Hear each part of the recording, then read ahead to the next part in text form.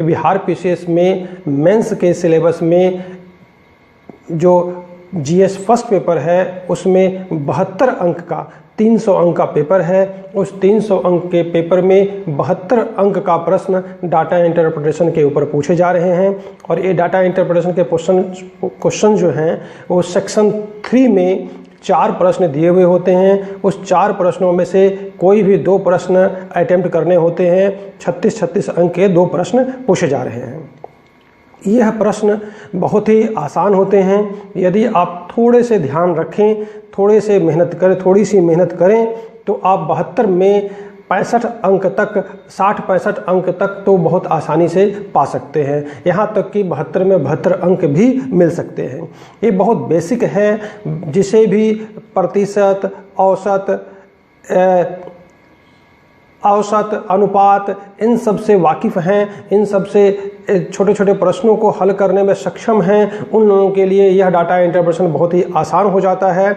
जिन लोगों के लिए थोड़ी कठिनाई लगती है उन लोगों के लिए मैं इसके बेसिक के ऊपर वीडियो बनाकर अपलोड करूंगा। आज मैं यहाँ पर डिस्कस करूंगा जो 64th मेंस में प्रश्न पूछे गए हैं, उन प्रश्नों पे चर्चा करूंगा, उसके उत्तर आज एनालाइज करूंगा। ठीक है, तो देखते हैं। 4th का पहला प्रश्न जो पूछा गया है, निम्न आलेख वर्ष 2017 में विभिन्न देशों में भारतीय पर्यटकों के वितरण और उनके आयु वितरण को प्रदर्शित करते हैं। यानी यहाँ पर एक वृत्त चित्र है और दूसरा एक बार डायग्राम है। वृत्त चित्र में क्या बता रहा है कि जो भारतीय पर्यटक विदेश गए हैं, विदेश में कौन कौन से, चीन, यूरोपीय संघ, यूके, संयुक्त राज्य अमेरिका और अन्य जो विदेश भ्रमण के लिए गए हैं उसका प्रतिशत वितरण किस प्रकार है। यानी कहें कि 2017 में कुल भारतीय पर्यटकों में 15% चीन गए, यूरोपीय संघ जाने वाले 28% हैं, यूके व जाने वाले 18% हैं। इसको मैं थोड़ा बड़ा कर लेता हूं तो ये दिखेगा। यूरोपीय संघ जाने वाले, यहाँ पर थोड़ा सा कन्फ्यूजन है, 28 है या 20 है, मैं जोड़कर देख लेता हूँ कितना है। 5, 8, 5, 8, 5, 13, 14, 15, 5, 20, ये 20% है। जो यूरोपीय संघ वाले 20% है, यूके 18%, संयुक्त राज्य अमेरिका 22% और अन्य 25%, टोटल 100% बनता है। और जो दूसरा चित्र बता रहा है, दूसरा चित्र पर ध्यान दें, पर्यटकों का आयु वर्ग, यानी कितने वर्ष के पर्यटक कितने प्रतिशत थे। यदि हम देखें 30 से कम, यहाँ प्रतिशत है, इस वाई एक्सिस पर देखें 0, 0, 10, ये जो संख्या दी गई है,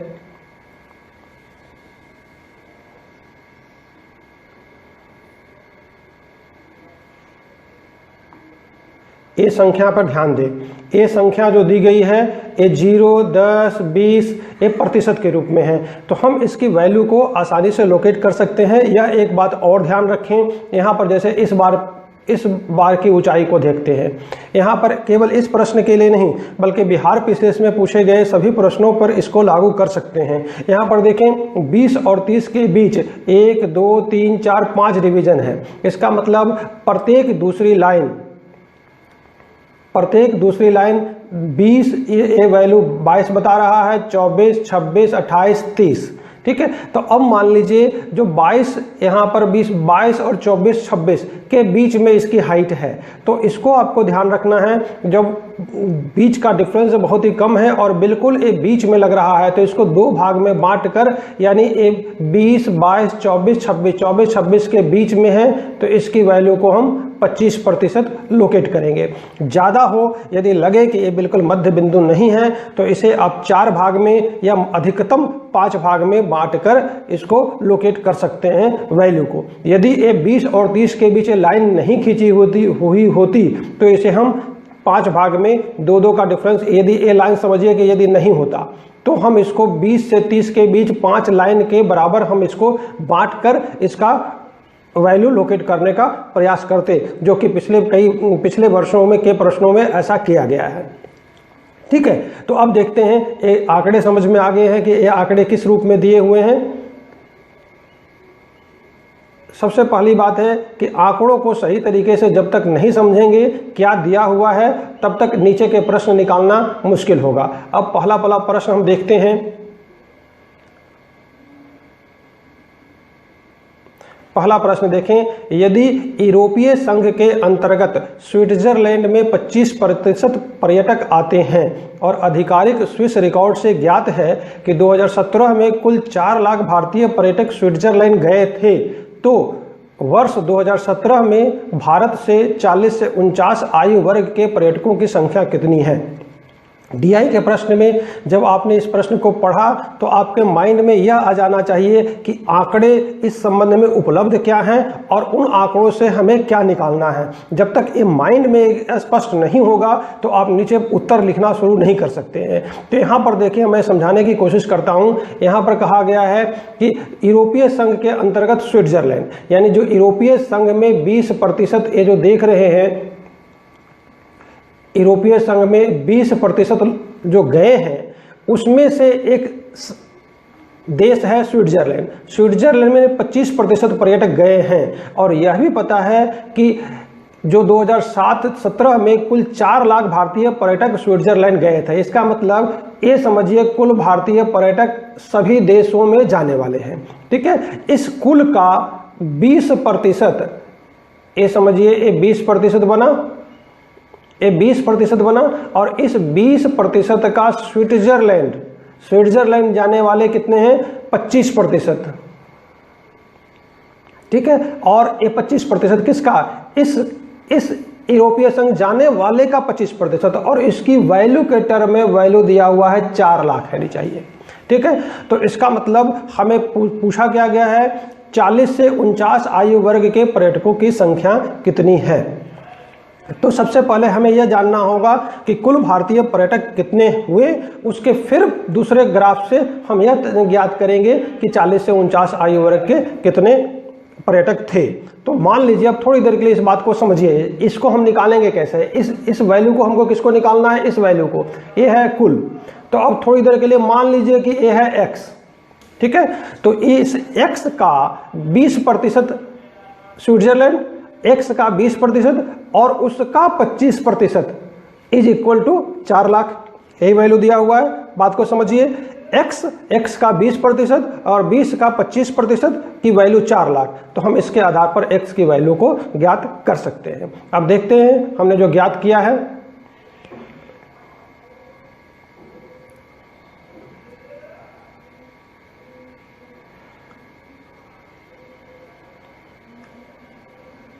देखिए, मान ले कुल भारतीय पर्यटक 2017 में x है, ये हमने मान लिया।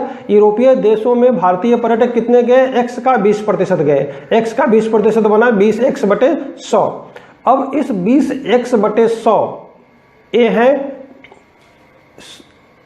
यूरोपीय संघ जाने वाले भारतीय पर्यटक। अब इस 20x का स्विट्जरलैंड कितने गए हैं? 25%, यानी इस वैल्यू का 25% स्विट्जरलैंड गए हैं। प्रश्न में इसी की वैल्यू दी हुई है 4 लाख। देखिए हमने क्या किया, 20x डिवाइड बाई 100 गुने 25%, यानी 25/100 इज इक्वल टू 4x।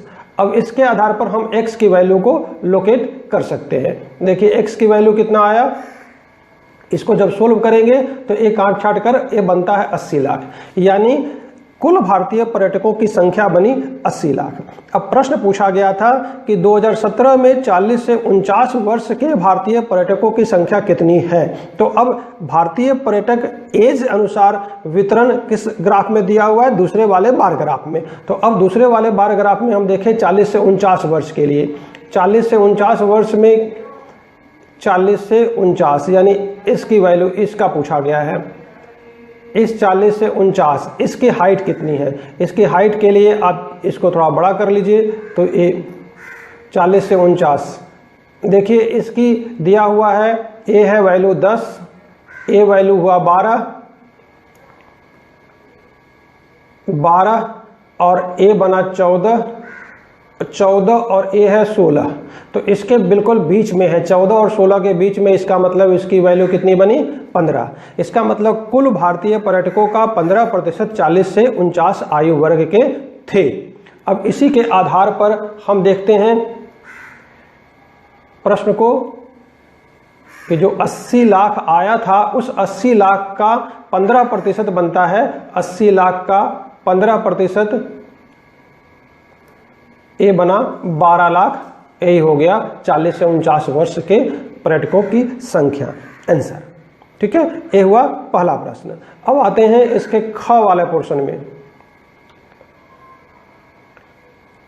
ख प्रश्न कहा गया है यदि 30 से 49 आयु वर्ग के पर्यटकों की कुल संख्या 24 लाख है तो 60 वर्ष से अधिक आयु के पर्यटकों की संख्या कितनी है। अब इस प्रश्न पर ध्यान दीजिए, इसमें किसी भी देश से संबंधित प्रश्न नहीं पूछा गया है, केवल आयु वर्ग से है। तो आयु वर्ग के आंकड़े किसमें है, बार डायग्राम में उपलब्ध है। कहा गया 30 से 49 वर्ग के आयु वर्ग के पर्यटकों की संख्या दी गई है, तो 60 से अधिक वाले की संख्या ज्ञात करनी है। तो हम देखते हैं 30 से 49 वर्ष के पहले हम इस बात पर ध्यान देते हैं कि 30 से 49 वर्ष आयु वर्ग के पर्यटक कितने प्रतिशत हैं, और दूसरा 60 वर्ष से अधिक वाले पर्यटकों की प्रतिशत क्या है। यानी हम समझिए 1% वैल्यू मालूम है, हमें दूसरे प्रतिशत वैल्यू ज्ञात करना है। बहुत ही आसान सा प्रश्न था। अब देखिए 30 से 49, अब 30 से 49 वाले पे आते हैं। 30 से 49 ए और ए दोनों की प्रतिशत वैल्यू को मिलाकर वहां पर वैल्यू दिया गया है 24 लाख। तो इसकी प्रतिशत टर्म में देखें तो ए बनता है 10, 12, 14 और 16 के बीच में है, यानी ए 15%, और इसकी ऊंचाई भी बिल्कुल एग्जैक्ट है 15%। यानी 30 से 49 आयु वर्ग के पर्यटकों की प्रतिशत क्या बना, 30%। 15 प्लस 15 30%। और प्रश्न निकालना क्या था, 60 से अधिक। तो हम उसको भी एक नज़र देख लेते हैं इसमें कि 60 से अधिक वाले कितने हैं। 60 से अधिक वाले का देखें, ए है 60 से अधिक, इसकी वैल्यू क्या बना, ए है 20, 22 और 24, 22 और 24 के बीच में है, यानी 23। तो अब प्रश्न को समझिए, 30% की वैल्यू आपको पता है तो 23%, 23% की वैल्यू निकालनी है। ठीक है, तो अब देखते हैं।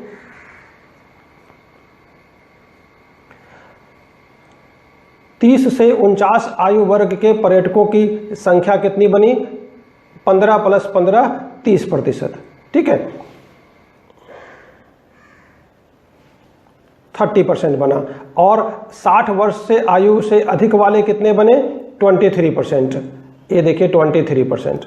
हमें इसकी वैल्यू मालूम है, इसकी वैल्यू निकालना है, तो इसकी वैल्यू हम निकाल लेते हैं। देखिए प्रश्न से 30% इज इक्वल टू 24 लाख, इसलिए 23% इज इक्वल टू 18,40,000, यही बन गया आंसर। ठीक है, बहुत ही आसान सा प्रश्न था ये, केवल प्रतिशत की वैल्यू को चेंज करना था। अब आते हैं तीसरा प्रश्न। तीसरा प्रश्न है इसी का, तीसरा प्रश्न पढ़ते हैं।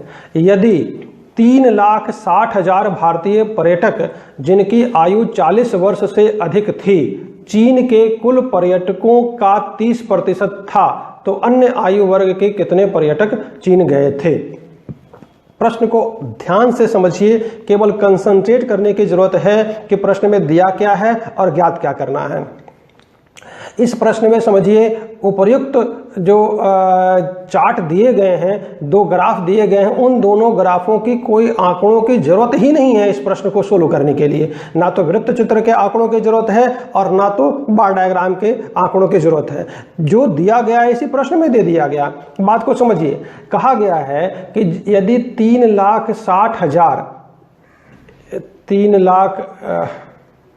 3,60,000 भारतीय पर्यटक जिसकी आयु 40 वर्ष से अधिक थी, चीन के कुल पर्यटकों का 30% है। यानी कहने का अर्थ है कि जितने भी भारतीय पर्यटक चीन गए उसका 30% जो भाग बनता है वो है 3,60,000, और उसकी आयु कितनी है, 40 वर्ष से अधिक। दो ही भाग में बांटा गया है, 40 वर्ष से अधिक, और प्रश्न पूछा गया अन्य आयु वर्ग के। इसका मतलब एक भाग ए और दूसरा भाग ए। ठीक है, तो इस भाग की वैल्यू है 30%, जो कि है 3,60,000। तो अन्य आयु वर्ग के कितने प्रतिशत बने, 70%। ठीक है, तो इसका मतलब ये हुआ कि 30% की वैल्यू 3,60,000, तो 70% की वैल्यू कितनी, अब बताइए इस प्रश्न का उत्तर देने के लिए ऊपर के दोनों चार्ट में से किसी की भी जरूरत पड़ी? सिंपल सा 30% इस 30,60,000 यानी 12×36 12×84 8,40,000 आंसर। एक तो ऑब्जेक्टिव प्रश्न पूछे गए हैं बिल्कुल इतना आसान सा। ठीक है, तो इसी बात को अब नीचे हम लिखते हैं। मान लें चीन जाने वाले, चूंकि बिहार विशेष में आंसर बनाकर दिखाना होगा तभी आपको पूरे अंक मिलेंगे। ऐसा ना हो कि ऑब्जेक्टिव की तरह लिख दिए कि 8,40,000 आंसर, तो अंक नहीं मिलेंगे। तो यहाँ पर देखिए चीन जाने वाले कुल भारतीय पर्यटक को हमने मान लिया कि x है। अब 40 वर्ष से अधिक आयु के चीन जाने वाले भारतीय पर्यटक की संख्या दी गई है 3,60,000। अब ये जो x है, इसी x का 3,60,000 30% दिया हुआ है, यानी x का 30% बनता है 3,60,000। ठीक है, अब x की वैल्यू हम इसके आधार पर ज्ञात कर सकते हैं। x की वैल्यू यानी कुल भारतीय पर्यटक जो चीन गए हैं, ये कितना बना? 3,60,000 बटे 30% गुने 100% यानी 12 लाख। अब बाकी भारतीय पर्यटक या तो 70% बच रहे हैं, 70% की वैल्यू निकाल लीजिए, या इस 12 लाख में 3,60,000 ए आयु वर्ग के थे 40 वर्ष से अधिक, तो बाकी के शेष के उसमें से हम माइनस कर लिया। या तो माइनस करके निकाल लीजिए, या आप कर सकते हैं 12 लाख गुने 70% यानी 8,40,000, ये भी इस तरह से निकाल सकते हैं। ठीक है, ये भी बहुत आसान सा प्रश्न था। अब आते हैं इसका नेक्स्ट क्वेश्चन। नेक्स्ट क्वेश्चन में देखिए घ, मान लीजिए भारत से विदेश जाने वाले पर्यटकों की संख्या वर्ष 2018 में 20% बढ़ जाती है, तो 30 वर्ष से कम आयु के भारतीय पर्यटकों की संख्या 2018 में क्या होगी? 30 वर्ष से कम आयु के। अब यहाँ पर देखिए, यहाँ पर एक बात ध्यान रखिए कि जो भी प्रश्न पूछे जाते हैं DIE में, यहाँ पर देखिए ये प्रश्न है क ख ग घ, ये नीचे पूछा गया है। अब इसके ऊपर ये 2 चार्ट दिए गए थे और इस चार्ट के साथ कोई भी आंकड़े उपलब्ध नहीं है। यानी समझिए कि यहाँ पर इसमें भी प्रतिशत दिया हुआ है, इसमें भी प्रतिशत है, इसमें भी प्रतिशत दिया हुआ है, कहीं भी वैल्यू नहीं बताई गई है। यदि नीचे के जो ऑब्जेक्टिव टाइप के प्रश्न पूछे गए हैं, इस तरह के जो प्रश्न पूछे गए हैं, इसके ऊपर जितनी भी चीज़ें लिखी गई है, जितने भी इंफॉर्मेशन दिए गए हैं, वे इंफॉर्मेशन नीचे के सभी प्रश्न के लिए लागू होते हैं। लेकिन यहाँ पर इस प्रश्न में कोई भी आंकड़े ज्ञात हो रहे हैं तो वे आंकड़े दूसरे प्रश्न पर लागू नहीं होते हैं। क्योंकि यहाँ पर देखिए कहा जाता है मान लीजिए, यानी मान लीजिए तो केवल इसी प्रश्न के लिए मानना है, ना कि इसके नीचे वाले प्रश्नों के लिए लागू होगा। परंतु यहाँ पर कहा गया है कि यहाँ भारत से विदेश जाने वाले पर्यटकों की संख्या 2018 में 20% बढ़ जाती है। तो इसका मतलब 2017 से 2018 में 20% बढ़ जाती है, तो 2017 के आंकड़े हमारे पास उपलब्ध होने चाहिए, परंतु इस प्रश्न में ऊपर कहीं भी नहीं दिया गया है। अब नहीं दिया गया है, प्रश्न पूछ लिया गया है, तो अभी हमें तो हल करना ही पड़ेगा। तो इसके लिए अभी ऊपर के जो 2 प्रश्न सोल्व किए हैं, मजबूरी बस मैं पहले ही कहता हूं कि ऊपर नहीं दिया हुआ होने की वजह से हम इसको ज्ञात नहीं हो सकता था, परंतु बिहार विषय से प्रश्न पूछा गया है, तो आप इस पर ध्यान रखिए कि हमें इसके पहले के जो प्रश्न बनाए हैं उसमें आपने देखा था कुल भारतीय पर्यटकों की संख्या आई थी 80 लाख। अब उसको मानते हुए 80 लाख का 2018 में 20% बढ़ गया, यानी 80 लाख प्लस 80 का 20% और बढ़ा देंगे। अब दूसरी बात यह भी रही है कि क्या 2018 में जो ऊपर आयु वर्ग के अनुसार वितरण दिया गया है वो प्रश्न में क्लियरली बताया गया है कि 2017 के लिए है, तो क्या 2018 में भी वही आयु वर्ग का वितरण सेम रहेगा, समान रहेगा? यह भी प्रश्न में नहीं बताया गया है। तो हमें यह मानकर प्रश्न सोल्व करना होगा कि जो आयु वर्ग का वितरण है वे समान ही हैं। ठीक है, तो अब देखते हैं कुल भारतीय पर्यटक हुए कितने 2017 में 80 लाख। अब 2018 में हमने क्या किया, 80 लाख प्लस 80 का 20% बढ़ा दिया तो बना 96 लाख। ठीक है, अब ये 96 लाख में 30 वर्ष से कम आयु के भारतीय पर्यटक 2018 में 30 वर्ष से कम आयु के भारतीय पर्यटक जब एज अनुसार जो एनालिसिस ऊपर है, वितरण है, उसमें देखेंगे 30 वर्ष से कम आयु के कितने हैं। मैं एक बार दिखा देता हूँ। 30 वर्ष से कम आयु के, ये है 30 वर्ष से कम आयु के, इसका वैल्यू हमें लोकेट करना है। तो ये 20, 22, 24 और 26 के बीच है, यानी 25% है। ठीक है, तो अब आते हैं हम, इसका जो 96 लाख बना, उस 96 का 25% बनता है 24 लाख, यानी यही 24 लाख आंसर हो गया। आप चाहें तो इस प्रश्न में नीचे एक नोट डाल सकते हैं कि 2018 में पर्यटकों का आयु वितरण 2017 के समान मानते हुए यह हल किया गया है। आप चाहें तो इसको नोट में नीचे लिख सकते हैं। ठीक है, अब आते हैं नेक्स्ट प्रश्न पे। नेक्स्ट क्वेश्चन है इसी पहला वाला प्रश्न का, यदि यूके में पर्यटकों का प्रतिदिन प्रति व्यक्ति व्यय 6,000 रुपये हैं और संयुक्त राज्य अमेरिका में 5,000 रुपये हैं, तो ज्ञात है कि कुल 32 लाख पर्यटक इन देशों में पर्यटन के लिए गए थे, तो इन देशों के पर्यटकों का कुल खर्च कितना आया।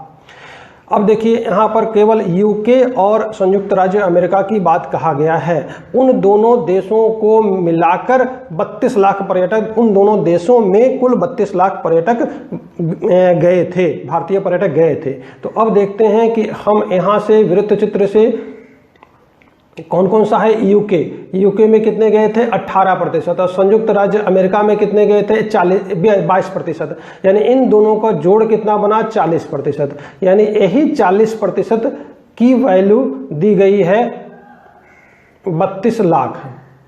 ठीक है, अब इस 40% में 22% की किसकी वैल्यू है, 22% है यूएसए की और 18% है यूके की। तो हम इसको 32 लाख के आधार पर इस 22% की वैल्यू और इस 18% की वैल्यू को ज्ञात कर सकते हैं। अब देखते हैं, इसी को हमने ज्ञात किया है नीचे।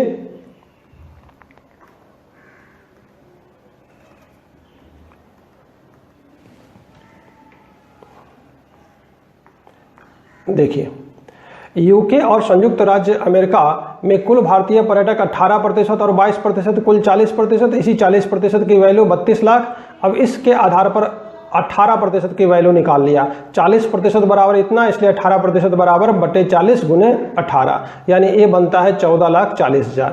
ठीक है, अब इस 14,40,000 में या आप बाकी 18% की वैल्यू, ये जो 18% निकाला, बाकी 22% की वैल्यू निकाल सकते हैं इसी के आधार पर। जैसे ए निकाला उसी तरह से 22% निकाल सकते हैं। या आपको पता है कि कुल 32 लाख पर्यटक गए थे इन दोनों देशों में, इसमें से 14,40,000 यूके गए हैं, तो इसमें से माइनस करके भी निकाल सकते हैं। तो संयुक्त राज्य अमेरिका जाने वाले कुल कितने बने, 17,60,000, और ये बना 14,40,000।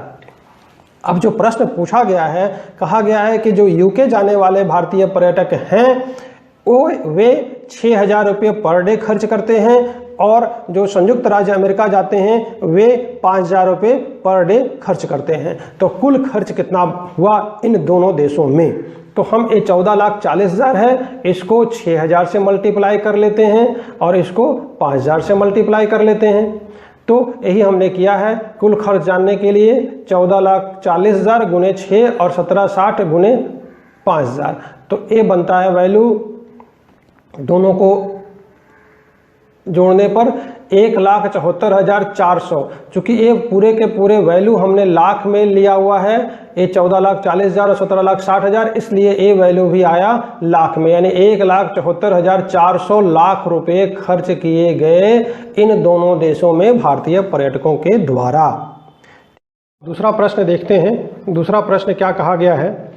दूसरा प्रश्न कहा गया है, निम्न बहुशलाका लेखा चित्र यानी मल्टीपल बार डायग्राम चयनित निर्माताओं द्वारा किसी एक प्रकार के वाहन 1000 में का उत्पादन 3 वर्षों की अवधि के लिए दर्शाता है, और रेखा चित्र वाहनों के मूल्य को वर्ष 2017 के लिए दर्शाता है।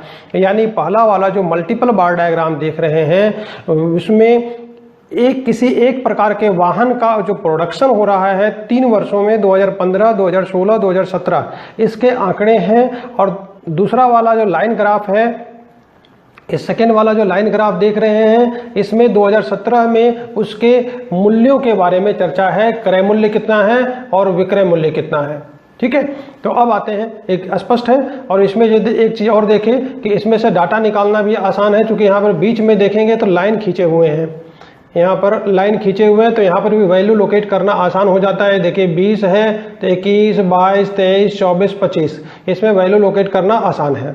ठीक है, तो अब देखते हैं पहला वाला प्रश्न क्या कह रहा है।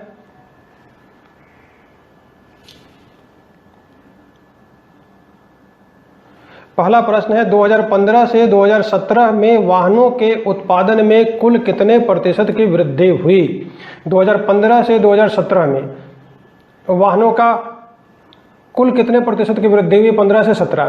तो यहाँ पर देखेंगे तो इसका मतलब 2015 और 2017 के तीनों पर 15 और 17 में A, B, C, D, E ये जो 5 प्रकार के दिए हुए हैं उत्पादक है, 5 उत्पादक A, B, C, D, E, उन सभी के आंकड़े 2015 और 17 के निकालने होंगे। इसी तरह से थोड़ा सा हमने जब प्रश्न पे हमने कहा था कि शुरू में ही कि आप पहले चित्र के साथ साथ नीचे के 5 जो प्रश्न है उसको सरसरी नज़र से देख लें। तो सरसरी नज़र से देखने में हमने देखा था कि दूसरा वाला प्रश्न पूछा गया था, किन उत्पादकों का विचाराधीन अवधि में वाहनों की संख्या बराबर उत्पादित की है।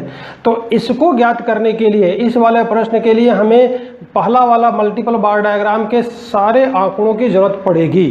जब सारे आंकड़ों की जरूरत पड़ रही है किसी एक प्रश्न में, तो हम क्या करेंगे, इस पूरे मल्टीपल बार डायग्राम के आंकड़ों को एक सारणीबद्ध कर लेंगे शुरू में ही। जैसा कि हमने पहले वाले प्रश्न में देखिए, हमने का प्रश्न सोल्व करने से पहले ही क्या किया, इसकी वैल्यू को लोकेट कर लिया है। वैल्यू को लोकेट कर लिया है कैसे, अभी हमने कहा कि इसको वैल्यू को लोकेट, मैं एक बार समझा देता हूँ, फिर टेबल में आप उसको भर लेंगे। यहाँ पर देखिए 2015 ए है, 2015, 2016, 2017। ठीक है, तो 2015 में ए का उत्पादन कितना रहा, 5, 6, 7, 8, ए वैल्यू बना 8। इसी तरह से ए वैल्यू बना 15 से एक कम है, ए बना 14। इसी तरह से 2017 का देखें तो एग्जैक्ट 25। इसी तरह से वैल्यू को लोकेट कर सकते हैं। ए वैल्यू बनता है, ए वैल्यू बन रहा है 10, 11, 12। इसी तरह से देखें तो 15, 16, 17, 18, ये 18। इसी तरह से हमने सभी वैल्यू को लोकेट करके एक सारणी में भर लिया। देखिए, ठीक है, इस सारणी में देखें उत्पादक A B C D E 2015, 16, 17, 18 इस तरह से हमने सभी के आंकड़ों को इसमें लोकेट कर लिया है। अब आते हैं पहला वाला प्रश्न पे। हमारे लिए अब क्या होगा, प्रश्न बनाना आसान हो जाएगा। पहला प्रश्न पूछा गया था क 2015 से 2017 में वाहनों के कुल उत्पादन में कितने प्रतिशत की वृद्धि हुई। 2015 से 17, इसमें 2015 से 17 में यह नहीं पूछा गया है किसी एक उत्पादक का या कुल का, तो इसका मतलब ये वाहनों के उत्पादन पूछा गया। इसका मतलब 5 उत्पादकों के टोटल जो संख्या बनती है उसमें 2015 से 17 में कितने का वृद्धि हुआ है। तो अब देखते हैं 2015 में वाहनों की कुल उत्पादन कितना हुआ, 50,000। ये टोटल हजार में दिया हुआ है ना, ये टोटल वैल्यू हजार में दिया हुआ है। ठीक है, ये देखिए हजार में है, तो ये ध्यान रखिएगा, यूनिट जरूर लिखिएगा प्रश्न में। यहाँ पर ये 50,000 लिखिएगा। इसी तरह से 2017 में 86,000। ये कहाँ से आया हमने, ये आया हमने यहाँ से लिया। ये टेबल में देखिए 2015 में सबका जोड़ इतना आया और ये इतना आया। प्रश्न पूछा गया है, केवल समझिए इस प्रश्न में वैल्यू को लोकेट करने की ही बात थी। अब प्रश्न पूछा गया है 50 से कितना प्रतिशत अधिक है। 86 50 से कितना प्रतिशत अधिक है, इससे सिंपल प्रश्न और क्या हो सकता है। अब देखिए इसी बात को हमने निकाल लिया है कि वृद्धि कितनी हुई, माइनस करके 36 प्रतिशत वृद्धि, 36 गुने 100 डिवाइड बाई 50। ये हम 50 डिवाइड बाई 50 क्यों किया, 86 क्यों नहीं किया। यहाँ पर ध्यान रखिए, प्रतिशत वृद्धि निकालने के लिए किससे निकाल रहे हैं, किस वैल्यू से, जहां से शब्द आ रहा है यानी कहा गया 50 से, तो हम 50 को नीचे रखेंगे, तो ये आ गया 72% आंसर। ठीक है, अब आते हैं दूसरा प्रश्न। दूसरा प्रश्न पूछा गया है, चित्र वही है दोनों, पहले वाले का हमने मल्टीपल बार डायग्राम का ये हमने सारणी में आंकड़े निकाल लिए थे, ये दोबारा निकालने की जरूरत नहीं है, प्रश्न के शुरू में ही हमने यहाँ पर स्पष्ट करने के लिए बार बार इस सारणी को दिखा रहे हैं। यहाँ पर देखिए दूसरा प्रश्न कहा गया है, किन उत्पादकों ने विचाराधीन अवधि में वाहनों की बराबर संख्या उत्पादित की। यानी हम सारणी से देखते हैं किस उत्पादकों ने, कौन कौन से उत्पादक इस समान संख्या उत्पादन किया है। तो यहाँ देखें ए का कुल उत्पादन कितना बनता है, 15, 16, 17 मिलाकर 47,000। यहाँ 1000 हमने शुरू में ही लिख दिया है, इसलिए सारणी में नीचे लिखने की ज़रूरत नहीं है। यहाँ 47,000। इसी तरह से बी ने 48,000, 30,000, 45,000, 30,000। तो कौन कौन से दो उत्पादकों के उत्पादन बराबर हैं, यहाँ देखिए 30,000 और ए 30,000। इसका मतलब ए कौन कौन से बने, ए बना सी और सी डी ई। सी और ई के विगत वर्षों में, दिए गए वर्षों में उत्पादन समान था। तो हम आंसर में क्या लिखेंगे, चूंकि आपने सारणी में निकाल लिया था, तो हम ऊपर प्रश्न के आंसर में लिखेंगे, उपयुक्त सारणी में ज्ञात किए गए आंकड़ों से स्पष्ट है कि विचाराधीन अवधि में उत्पादक सी एवं उत्पादक ई ने बराबर संख्या यानी 30,000 उत्पादित किया है। यही हो गया आंसर। हमें दोबारा उन आंकड़ों को इस ख प्रश्न के लिए नहीं निकालना। हमने क्या किया, क ख प्रश्न बनाने से पहले ही हमने एक सारणी में पूरे आंकड़ों को भर लिया था, तो वे सारणी के आंकड़े नीचे के सभी प्रश्न पर लागू हो रहे हैं। अब आते हैं प्रश्न संख्या सी। सी कहा गया कुल उत्पादन का कितना प्रतिशत उत्पादक ए और डी के द्वारा उत्पादन किया जाता है। यहाँ पर ना तो किसी वर्ष के बारे में चर्चा है, जब वर्ष के बारे में चर्चा नहीं है तो इसका मतलब उन तीनों वर्षों के सम्मिलित पूछे जा रहे हैं।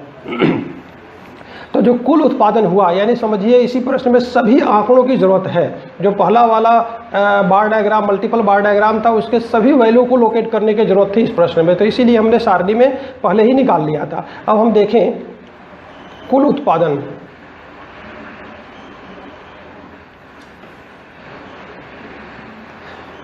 ए देखें कुल उत्पादन कितना बन रहा है सबका, ए का 15, 16, 17 मिलाकर 47 लाख, जो अभी हमने देखा। एक कुल उत्पादन बना 200,000। इस 200,000 में प्रश्न किसका पूछा गया था हमें निकालने के लिए, ए और डी के द्वारा उत्पादन। ए और डी का, ए भी नहीं कहा गया, ए उत्पादक ए और डी के द्वारा उत्पादन सम्मिलित रूप से नहीं पूछा गया है। ए और डी का सम्मिलित उत्पादन भी नहीं पूछा जा रहा है। जब सम्मिलित वर्ड नहीं है तो इसका मतलब ए का अलग और डी का अलग ज्ञात करेंगे। अब देखिए यहाँ पर देखें ए और डी का, ए का कितना है 50 और ए का कितना आ रहा है 47 और डी का कितना आ रहा है 45। यानी कहने का मतलब इस 200 का कितना प्रतिशत बनता है 47 और कितना प्रतिशत बनता है 45। बस सिंपल सा प्रश्न यही निकालना था। तो अब देखते हैं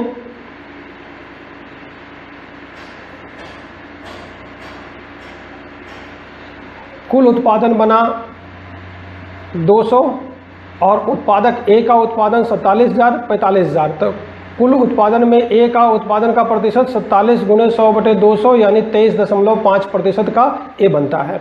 और दूसरा जो बन रहा है डी का बन रहा है 45 था, 45 200 का कितना प्रतिशत बनता है तो 22.5%। यही हमारा आंसर हो गया बी प्रश्न का। देखते हैं इसका चौथा प्रश्न। चौथा प्रश्न कहा गया है कि वर्ष 2017 में किस उत्पादक का लाभ प्रतिशत अधिक है। लाभ प्रतिशत के बारे में कहा गया है। लाभ प्रतिशत, चूंकि पहला वाले में तो उत्पादन की संख्या दी गई है, इस वाले में तो हम दूसरे वाले में जो दिया गया है क्रय मूल्य और विक्रय मूल्य, इस वाले पर ध्यान देते हैं। इसमें कहा गया है क्रय मूल्य और विक्रय मूल्य। तो क्रय मूल्य और विक्रय मूल्य के आधार पर हम प्रतिशत लाभ की गणना कर सकते हैं। प्रतिशत लाभ की गणना विक्रय मूल्य माइनस क्रय मूल्य लाभ हो जाएगा और उस लाभ को फिर प्रतिशत में हम परिवर्तन कर लेंगे। अब देखते हैं कहा गया है 2017 में किस उत्पादक का यानी 2017 के आंकड़े जो दिए गए हैं लाइन ग्राफ में, उन सब के ABCDE इन सब के हमें प्रतिशत लाभ निकालने होंगे। तो प्रतिशत लाभ या तो आप अलग अलग सेंटेंस में लिखकर निकाल लें, या इसे हमने कम शब्द लिखने के लिए शब्दों की संख्या सीमित हो जाए, इसके लिए हमने क्या किया, एक टेबुलर फॉर्म में इन आंकड़ों को निकाला है। देखिए यहाँ पर वैल्यू लोकेट करना है सभी, यानी जितने भी वैल्यू हैं, ये देख रहे हैं जितने भी वैल्यू हैं सबकी वैल्यू लोकेट करनी पड़ेगी इस प्रश्न का उत्तर देने के लिए। तो यहाँ पर वैल्यू लोकेट करने में दिक्कत नहीं होनी चाहिए। देखिए मैं बार बार समझाया है, यहाँ पर देखिए बहुत आसान है। यहाँ पर वैल्यू लोकेट करने में यहाँ देखिए कहा गया 3, 3.5, 4, यानी 3 और 3.5 के बीच ए वैल्यू देखें तो ए हो गया 3.1, 3.2, 3.3, 3.4, 3.5। इसी तरह से 3.6, 3.7, 3.8, 3.9, 4। इसी तरह से आंकड़े हैं, और ये जो लाइन देख रहे हैं किसी न किसी एक पर्टिकुलर लाइन पे ही ऊपर आ रहा है। तो इसलिए वैल्यू समय तो थोड़ा लगेगा इसमें निकालने में, बट इसमें गलती होने की चांसेस बिल्कुल नहीं है, क्योंकि बिल्कुल लाइन के ऊपर ही ये सारे कट आ रहे हैं। ठीक है, तो ये सारे वैल्यू को हमने लोकेट कर लिया है इस सारणी में। ये देखिए उत्पादक ए का क्रय मूल्य 3.6 है। ये वैल्यू 3.6 क्या है, लाख या है क्या है, ये वैल्यू मूल्य लाख में दिया हुआ है। देखिए यहाँ पर देखिए ये वैल्यू जो आ रहा है लाख में है, तो ध्यान रखिएगा नीचे जो हमने यहाँ लिख दिया है वैसे ये देखिए लाख में वैल्यू है। ठीक है, तो इसका क्रय मूल्य कितना है 3.6, इसका विक्रय मूल्य इतना, तो विक्रय मूल्य माइनस क्रय मूल्य निकालेंगे तो ये लाभ हो जाएगा। ये हो गया लाभ 0.60। और प्रतिशत लाभ की गणना क्या होता है, लाभ गुने 100 बटे क्रय मूल्य। तो यही हमने किया है, लाभ 0.6 गुने 100 क्रय मूल्य 3.6। ये कैलकुलेटर की सहायता से ये फटाफट निकाल सकते हैं एग्जामिनेशन हॉल में। 16.67 कैलकुलेटर अलाउ होंगे बिहार पीसीएस मेंस में, तो 16.67%। इसी तरह से बी का 4 लाख क्रय मूल्य विक्रय मूल्य इतना, लाभ इतना, प्रतिशत लाभ की गणना हमने कर ली। इसी तरह से हमने सी डी ई का सबका निकाला, तो ये वैल्यू आ रहा है इतना इतना इतना प्रतिशत लाभ। प्रश्न पूछा गया है किस उत्पादक का लाभ प्रतिशत अधिकतम है। तो अब देखते हैं लाभ प्रतिशत सबसे अधिक कितना है, 16, 20, 19, 20। तो अधिकतम 20 है, लेकिन 20 किसी एक उत्पादक का नहीं बल्कि 2 उत्पादक का है। किसका, बी का और डी का। तो हमारा आंसर कोई एक उत्पादक ना होकर 2 उत्पादक साथ में आंसर होगा। तो यही बात हमने लिखा। उपरोक्त समाधान से स्पष्ट है कि 2017 में उत्पादक बी और उत्पादक डी का लाभ प्रतिशत अधिकतम था। कितना था, 20%। यही हो गया इसका आंसर। ठीक है, अब आते हैं नेक्स्ट क्वेश्चन, 5वां प्रश्न। यदि उत्पादक डी कुछ दोषों के कारण 4000 वाहनों को वापस बुलाना पड़ा हो तो कंपनी का लाभ हानि प्रतिशत कितना होगा। लाभ होगा या हानि होगी, यह आपको ज्ञात करना है। तो यहाँ कहा गया है, यानी समझिए जो दोनों यहाँ पर दोनों ही चित्र की जरूरत पड़ेगी, इसकी भी और इसकी भी। यानी इस वाले से हमें क्या निकालना है, यहाँ प्रश्न पूछा गया किस कंपनी का, डी का दोषों के कारण 4000 वाहनों का वापस बुलाना पड़ा, 4000 वाहनों को। लेकिन यहाँ पर देखिए वर्ष नहीं बताया गया है कि किस वर्ष के आंकड़ों में 4000 वापस करा गया है। तो चूंकि कंपनी का लाभ हानि की गणना के लिए यहाँ पर ध्यान दीजिए कि ये केवल 2017 के मूल्य ही दिए गए हैं। तो क्या हम 2015 और 2017 के चूंकि मूल्य नहीं दिए गए हैं तो लाभ और हानि की गणना हम कैसे कर सकते हैं, कितने का लाभ हुआ कितने का हानि हुआ है। तो यहाँ पर देखिए केवल हम 2017 के ही केवल ज्ञात कर सकते हैं। तो यहाँ पर हमने क्या है, डी का 2017 में कुल उत्पादन जो पहले वाले चित्र से निकाला हमने 20,000 है, और डी का 2017 में क्रय मूल्य कितना दिया हुआ है, 4 लाख। ठीक है, तो ये 4 लाख क्रय मूल्य दिया हुआ है, तो इसकी पूरी क्रय मूल्य कितनी की वैल्यू कितनी बनी, पूरी वैल्यू बना 20,000 गुने 4 लाख यानी 80,000 लाख रुपए का क्रय मूल्य बना। इस 20,000 उत्पादन का जो उत्पादन हुआ है उसकी पूरी कॉस्ट पड़ा 80,000 लाख रुपए। अब इसमें से कहा गया ये जो 20,000 देख रहे हैं, इस 20,000 में 4,000 वाहन वापस बुला लिए गए किसी खराबी के कारण। तो इस 4,000 को वापस बुलाने के बाद जो विक्रय हुआ, यानी जो विक्रय तो 20,000 हुआ लेकिन 4,000 वापस बुला लिया गया, यानी कुल बिक्री समझिए 16,000 ही बना। 20,000 में 4,000 माइनस कर लिया तो 16,000 इकाई की बिक्री हुई। लेकिन इसकी वैल्यू कितने पर बिक्री हुई? इसकी प्रति इकाई विक्रय मूल्य था 4,80,000। ठीक है, तो 16,000 गुने 4,80,000 ये हमने कर दिया। तो जो कुल कलेक्शन हुआ विक्रय से वो हुआ 76,800 रुपये का। 76,800 रुपये का कुल विक्रय से प्राप्ति हुई। और 20,000 हमें यहाँ पर लेना है कुल कॉस्ट कितना पड़ा 20,000 इकाई का। तो 20,000 इकाई का कॉस्ट कितना पड़ा था 80,000 लाख रुपए। तो 80,000 लाख रुपए की क्रय मूल्य है और विक्रय मूल्य है 76,800 का। इसका मतलब कम पे विक्रय हुआ है तो इसका मतलब हानि हुई है। तो हानि दोनों का डिफरेंस निकालते हैं। यहाँ पर देखिए हानि हुई, हानि कितने की हुई 80,000 माइनस 76,800, 3200 लाख रुपए की हानि हुई। तो प्रतिशत हानि कितनी हुई 3200 गुने 100 बटे क्रय मूल्य यानी 4% की हानि हुई है।